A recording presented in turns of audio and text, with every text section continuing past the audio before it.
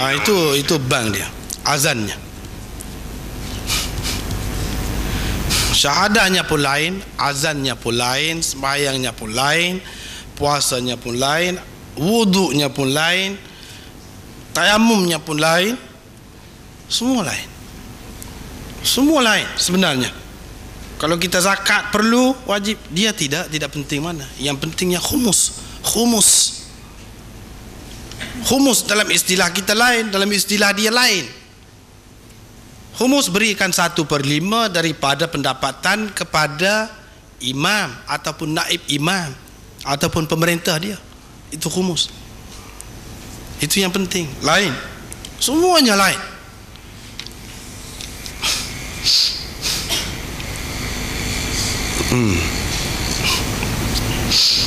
Kemudian cuba kita tengok 2.2. Tetapi di sebalik perenggan yang bawah sekali itu, tetapi di sebalik pandangan mereka yang sepi terhadap ajaran dan syariat yang ditekankan dan digalakkan oleh Rasulullah SAW mengerjakannya, mereka mengadakan syariat yang lain sebagai gantinya. Mereka digalakkan supaya mengerjakannya dan diperbanyakkan pula fadilat dan keutamaan orang yang mengerjakannya, yaitu syariat cintakan ahlul bait.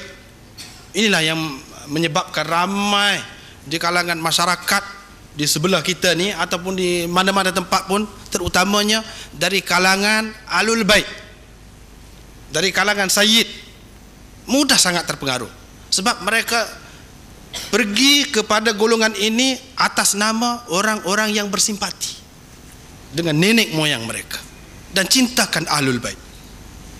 Terus dia bawa, kemudian ini anak cucu Rasulullah SAW, kalau benar mereka itu anak cucu Rasulullah SAW, ramai pula yang jahil-jahil ni kemudian terus terima Syiah.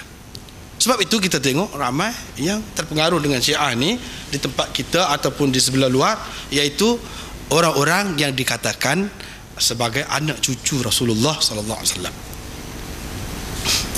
Padahal sebenarnya mereka tak ada cinta pun kepada ahlul bait ini. Mereka tipu saja.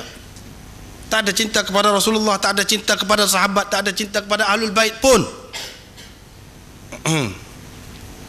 Ziarah kubur para imam, menangisi dan meratapi kematian mereka, menyebar luaskan perhubungan seks bebas atas nama kawin mut'ah, mewajibkan khumus atas nama imam mereka yang gaib, mengutamakan tanah Karbala berbanding tanah Mekah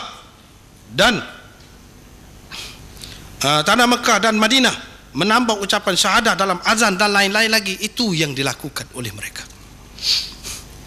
Bahkan kisah Karbala ni, tanah Karbala ini sebagai tanah suci, dalam riwayat mereka ada disebutkan bahawa pernah tanah Mekah ni, tanah Kaabah ni bertengkar dengan tanah Karbala.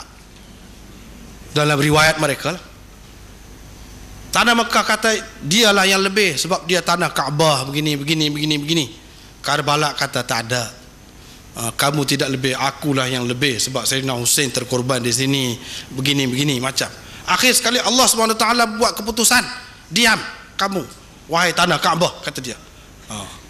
Kalau tidak kerana Karbala, laula Karbala lama khalaqtuki. Sampai dia kata begitu, kalau tidak kerana Karbala aku tak buat kamu. Itu kedudukannya. Kemudian cuba kita tengok ni, mereka umpamanya meriwayatkan bahawa menziarahi kubur Sayyidina Hussein, kuburnya menyamai 100 haji mabrur dan 100 umrah. Macam-macam riwayat mereka, ada yang 200, ada yang 700, macam-macam. Mereka meriwayatkan juga bahawa Nabi ada bersabda, ini penipuan mereka lah, seseorang yang menziarahi Hussein selepas kematiannya pastilah dia mendapat syurga. Sama macam tu. Boleh kalau kita tengok itu kubur Sayyidina Hussein. Itu dalam gambar itu. Kubur-kubur ini Syiah buat, pentingnya habis duit di situ berjuta-juta. Kubur-kubur imam ni, tiap-tiap imam buat begitu besar, bukan imam saja. Macam Khumaini dan lain-lain pun besar-besar kubur-kuburnya. Habis berjuta-juta duit rakyat, masyarakat habis ke situ. Sebab kalau bagi untuk nak menghiaskan lagi, nak mencantikkan lagi, membesarkan lagi kubur itu, dapat pahala besar, tak payah pergi ke Mekah, tak payah pergi ke Madinah, Pergi ke situ saja. Itu sebabnya. Dari segi psikologi agamanya, kenapa Iran ini berperang dengan Iraq dulu? Dalam sejarahnya, Iran itu apabila dia naik saja, dia isytihar, dia kata suatu hari dia akan kuasai Iraq. Khomeini isytihar. Itu sebab Saddam Hussein pada ketika itu marah. Bila begitu, peranglah. Dan dalam perancangan dia memang dia akan ambil. Sekarang ini sudah dapat. Kalau dia tidak dapat dengan cara mudah, Amerika bagi dah lah sekarang ini. Dulu pada masa itu perang. Kenapa? Macam mana dia tidak bersungguhnya nak dapatkan Iraq? Sebab dalam Iraq lah terletaknya kubur Sayyidina Hussein, kubur Sayyidina Ali, dan tempat Imam Mahdi yang dipercayai imam yang ke-12 itu masuk ke dalam lubang di Samurah di Iraq juga. Semuanya tempat-tempat suci mereka terletak di Iraq. Sebab itu Iraq itu penting bagi mereka, dan itu didorong oleh sentimen dan ta'assub keagamaan.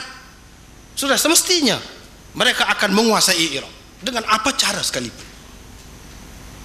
Seperti mana ini penjajah, macam mana penjajah bagikan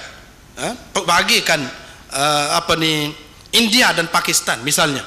Dia bagikan sebahagian negeri Punjab itu, wilayah Punjab itu bagi ke India sebahagiannya, sebahagian lagi ke dalam Pakistan.